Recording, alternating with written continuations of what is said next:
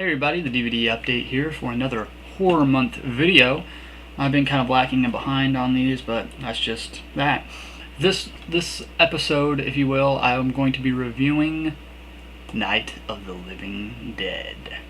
Now I saw Night of the Living Dead, the 16mm print of Night of the Living Dead on the big screen, if you will. And, well, it's not the screen the size of the theater, obviously. It's a smaller screen, but it's still bigger than anything I have. It's way over 52 inches, which is my TV right there. And but just to have something to show here, I do have the best version of Night of the Living Dead out there, in my honest opinion. The Millennium Edition of Night of the Living Dead, put out by Elite Entertainment. That's what the disc looks like there. Comes with the little insert in a red case. It has a write-up. Has a bunch of special features like newly approved THX transfer, trailer and TV spots, dual commentary tracks with featuring creator-director George A. Romero and the entire cast, film parody Night of the Living Dead, original mono soundtrack, Dolby Digital 5.1 remix, still photo gallery featuring rare color photos, the history of Romero's company, the latent image, scenes from the Lost Romero film There's Always Vanilla, video interview with Night of the Living Dead's Judd Ridley, final interview by star Dwayne Jones, foreign and domestic posters and collectibles, original props, the entire original shooting script, cast members' personal scrapbooks, THX optimizer to assure proper TV monitor calibration, Romero directed TV spots and short films, and full color insert featuring liner notes by Stephen King. So that's cool. I know that there's a new one that's released that George Romero and some of the cast of Night of the Living Dead actually get proceeds for, and they were selling that at the con as well. I'll eventually probably pick that up just to show some support. That's a great addition right here. It's pretty cool. I don't know if I think it's out of print. But also I have it on Laserdisc here, as you can see right here. Cool Laserdisc. That's what the back looks like, and it folds out real quick. And see, there's a picture right there, color picture of the whole cast of Night of the Living Dead. And I wanted to get this signed by all the living cast members that came to the 40th anniversary one. Unfortunately, I didn't have enough time. Plus, I think that the prices these people charge at the horror cons are way overpriced. I'm not paying $25 for an autograph, even if it comes with a small little photo. Sorry, people, but actually I didn't try, but I could have probably asked for a cheaper thing if to sign this. But like I said, I didn't have the time. It would be really cool, though, don't you think, to have the cast sign their photo right there from the Laserdisc? I thought that would have been kind of cool.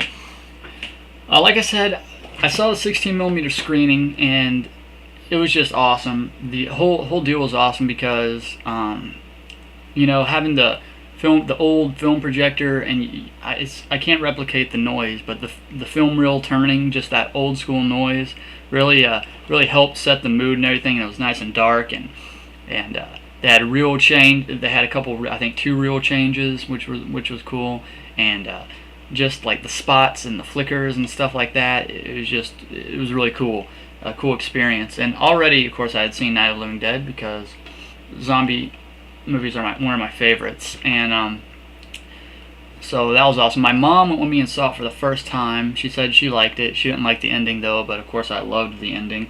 And so yeah, if you don't know, I taped the Q&A panel with the cast as well, and I've only uploaded the first video, but I have all of them uploaded on my website.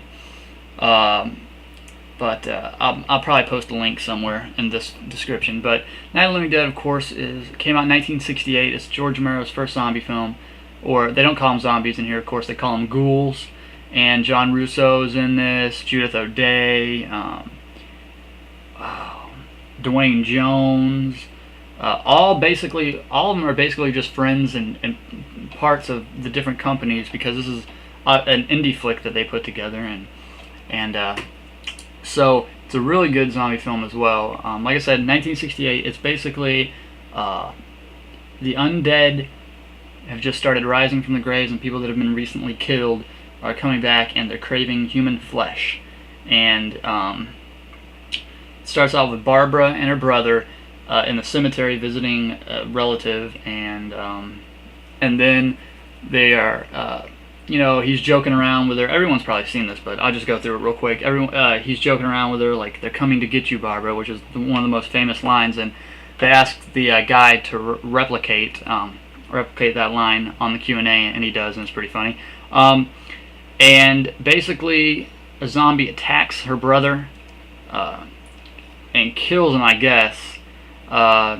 And she proceeds to run to an abandoned farmhouse where she meets up with Dwayne Jones, the black character, which this was actually kind of a controversial film type because it cast a black male in the lead. And so Dwayne Jones shows up as a very strong man who knows what he's doing. He's headstrong, you know. He's like, we gotta board up the thing. He's trying to get as much information out of her as she can, and you know, she kind of helps at first, but then later turns into a basket case that just kind of like sits there quietly in like a comatose state. And then after they board up, they defend off some zombies and they board up the house and everything. Up from the basement comes a couple of people that have been hiding down there the whole time, which is kind of pissing Dwayne Jones off, or because they didn't come up to help. And it consists of a young man, his girlfriend, and then a family consisting of the mother, father, and little girl. And Carl Hardman, who I think that's his name, plays Mr. Cooper, just did an awesome job. I mean, you just don't like this guy at all, but you kind of can't help not liking him, but then you kind of understand where he's coming from, you know what I'm saying? He wants to protect his family foremost, even though he is kind of a douchebag. But anyway, and then the rest of the movie, they're, you know, trying to figure a way to escape the house, house, and and get away from the zombies. And so most of it takes place in and around the house. And it just is really great. It's one of my favorites. Dawn of the Dead is out of the three. It goes Dawn of the Dead, Night of the Living Dead, Day of the Dead. I think and then Land of the Dead and Diary of the Dead. Don't even get me started on those. But anyway. So that's Night of the Living Dead. I usually have it at about 8 or 9 out of 10, but the 16mm screening really helped the experience for me to experience this movie again. So I give it about a 9 out of 10. And so definitely, if you haven't seen this, I mean, it's a freaking classic. Go out and see it. I don't know what the hell you're doing. If you like horror movies and you haven't seen this, there's something wrong with you. Not to mention that you don't have to get a cool version like this. I mean, since the copyright got screwed up on it, you can buy this for $1. You can even download it because it's public domain now. So really, there's no excuse for you not to have watched this. But I really recommend getting this version if you can find it, or the new release that just came out, because I think George A. Romero and some of the cast members get a piece of that pie, which unfortunately they didn't get paid very much for this because of the copyright bullshit. But on that version that just came out, I believe they get a portion of those proceeds. So definitely get that one if you can.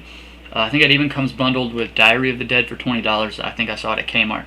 So really, for that price, you can't beat it. That was Night of the Living Dead. I'll see you guys